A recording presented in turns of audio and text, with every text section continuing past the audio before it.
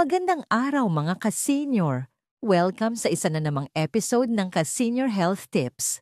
Sa araw na ito, pag-uusapan natin ang mga pagkain na tinatawag nating healthy foods at kung paano ito nakakaapekto sa ating katawan, lalo na sa mga senior.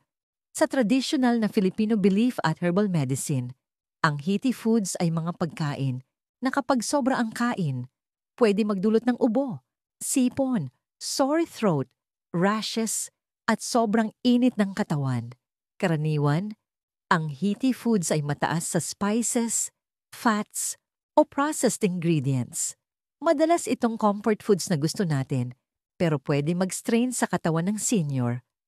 Narito ang ilang halimbawa. Una, fried foods at oily snacks tulad ng chicharon, french fries, at iba pang deep-fried goodies. Madali silang nagdudulot ng indigestion at high cholesterol, kaya mas mabuting limitahan ang pagkain nito, lalo na sa mga senior. Pangalawa, spicy foods tulad ng chili, hot sauce, at iba pang maanghang na pagkain. Kapag sobra ang kain, pwede magdulot ng acid reflux, heartburn, at paninigas ng tiyan. Pangatlo, processed meat tulad ng hot dogs, tocino, at bacon. Mataas ang sodium at preservatives, kaya pwede makaapekto sa blood pressure, kidney health, at puso. Pang-apat, instant noodles at ready-to-eat meals. Bagamat mabilis kainin, mataas ito sa sodium at unhealthy fats at hindi ideal sa regular diet ng senior. Panglima, soft drinks at energy drinks. Mataas sa sugar at caffeine na pwede magpataas ng blood sugar at blood pressure at pwede rin magdulot ng dehydration. Bakit dapat iwasan o i-moderate ang healthy foods? Sa senior age, mas sensitive na ang katawan sa sobrang init, fats, at spices. Ang labis na healthy foods ay pwede magdulot ng digestive discomfort tulad ng heartburn, bloating, at indigestion.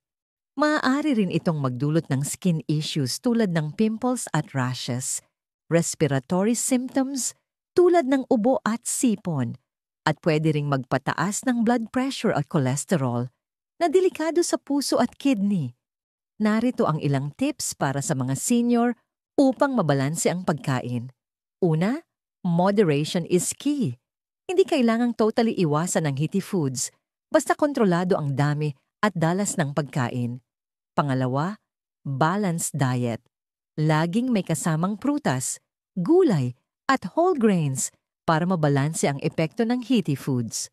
Pangatlo, hydration.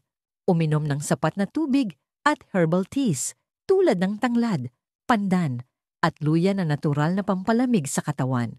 Pang-apat, obserbahan ang iyong katawan.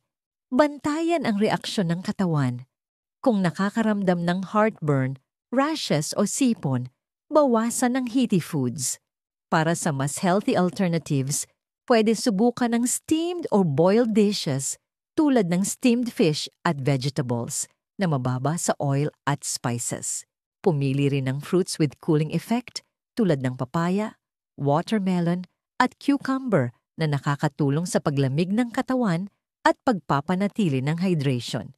Maaari ring uminom ng herbal teas tulad ng tanglad, pandan, o green tea na may antioxidant benefits at pampalamig sa katawan.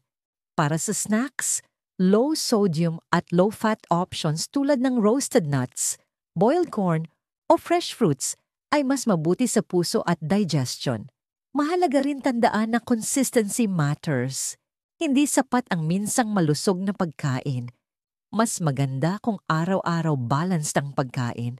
Kung may chronic condition o iniinom na gamot, importante ang kumonsulta sa doktor bago magbago ng diet. Laging makinig sa katawan dahil bawat senior ay unique, kaya ang tamang pagkain para sa iba ay pwede hindi swak sa'yo.